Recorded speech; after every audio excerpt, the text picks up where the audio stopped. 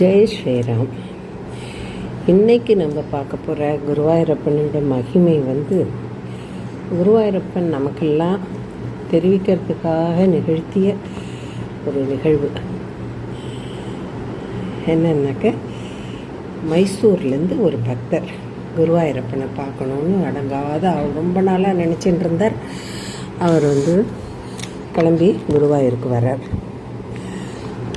அவருக்கு ரொம்ப நாளாக ஆசை என்னன்னாக்க குருவாயூருக்கு போகணும், நிர்மால்ய தரிசனம் பார்க்கணும் அப்படிங்கிறது அவருடைய ரொம்ப நாளாக ஆசை. அதனால் அவர் மைசூர்லேருந்து கிளம்பி குருவாயூருக்கு ராத்திரி வந்துடுறார். அவர் தங்கியிருக்கிற இடத்துல இருந்துட்டு தூங்கிடாமல் இருக்கணுமே, தூங்கிட்டோம்னாக்க 3 மணிக்கு சந்நிதிக்கு போக முடியாதே அப்படின்னு ரொம்ப அதை பற்றியே நினச்சிண்டு தூக்கம் வராமல் படுத்துண்டு, ஆனால் இப்போ தூக்கம் வராமல் படுத்துட்டே யோசிச்சுட்டு இருக்கார். நிர்மாலய தரிசனம் பார்க்குறதுங்கிறது ரொம்ப குருவாயூர் கோவிலில் நம்ம நிறைய நிகழ்வுகள் விசேஷங்கள்லாம் பார்த்தோம் இல்லையா, அதில் இது நிர்மாலய தரிசனங்கிறது ரொம்ப விசேஷமான ஒன்று. கட்டாயமாக குருவாயூர் போனாக்க நிர்மாலய தரிசனம் பார்க்கணும். சோம்பப்பட்டுண்டு எழுந்துக்க முடியாது, காலம்புரை எழுந்துக்கணுமா அப்புறம் போய் பார்த்துக்கலாம் அப்படின்லாம் நினச்சி தள்ளி போடக்கூடாது, பார்க்காம வரக்கூடாது. இப்போல்லாம் போகிறவாளுக்கு தோன்றுறது மனசில் ரொம்ப கூட்டமாக இருக்குது. நிர்மாலய தரிசனத்துக்கு போய் நின்றுட்டுருந்தோம்னாக்கா நம்ம உள்ளே போகும்போது 3 மணிக்கு கதவை திறந்த உடனே தரிசனம் கிடைக்கிறதில்ல. நம்ம போய் தரிசனம் பண்ணும்போது மணி 4 ஆகிடுறது, அவ்வளோ கூட்டமாக இருக்குது. அதனால் பரவாயில்ல, நம்ம அப்புறமா 9 மணிக்கே போய் பார்த்துக்கலாம் அப்படின்னு நினைக்கிறோம். அது ரொம்ப சரியே இல்லை. நிர்மால்ய தரிசனம் பார்க்கணுன்ற எண்ணத்தோடு நம்ம அங்கே அந்த கதவுக்கு முன்னால் போய் நின்றுடணும். நமக்கு எப்போ தரிசனம் கிடைக்கிறதோ அப்போ கண்குளிர குருவாயூரப்பனை பார்த்துட்டு வரணும். ஆனால் நம்ம அங்கே நின்றுருந்தோம்னாக்க நம்மளால் தான் குருவாயூரப்பனை பார்க்க முடியல கூட்டத்தில்.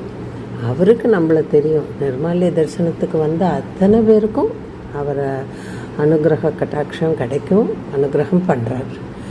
அந்த நம்பிக்கையோடு நம்ம போகணும்.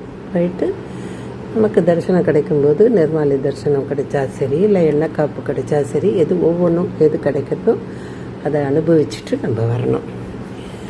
சரி, அது மாதிரி இவர் அதையே ஞாபகத்தில் படுத்துட்டுருக்கார் இந்த பக்தர். இப்போ ராத்திரி என்ன ஆகுது, ஒரு 2 மணி இருக்கும். அப்போ சில எலிகள்லாம் அந்த குருவாயூர் கோவில் கதவு மேலெல்லாம் இது இருக்கு இல்லையா, மணி எல்லாம் அங்கே நிறைய மணியோடு இருக்குமே கதவில், அது மேலே ஏறி ஓடுறதுகள். அந்த ஓடும்போது அந்த மணி சப்தம் அங்கே படுத்துட்டு இருந்த அவரோட காதில் விழுந்து விடுறது. அவருக்கு அரை தூக்கத்தில் இருந்த அவர் டபால்னு எழுந்துட்டு, ஓ மணி ஆகிடுது, டைம் ஆகிடுது அப்படின்னு சொல்லிட்டு விடுகிடுன்னு ஓடுறார். ஓடி போய் தீர்த்தத்தில் ஸ்நானம் பண்ணிவிட்டு வரார்.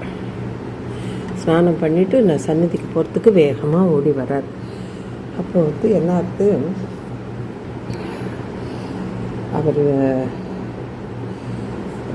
நின்றுடுறார். நின்றுட்டு பார்த்தா கதவு மூடியே இருக்குது. என்னது,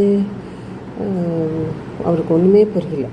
அந்த சமயம் அவருக்கு எதிர்த்தாப்பில் ராஜானு பாகுவான பிராமணர், 6 அடி உயரம், உடம்பெல்லாம் விபூதி, ருத்ராட்சம், பஞ்சகச்சம் எல்லாம் கட்டிண்டு மகா தேஜஸ்வியாக ஒருத்தர்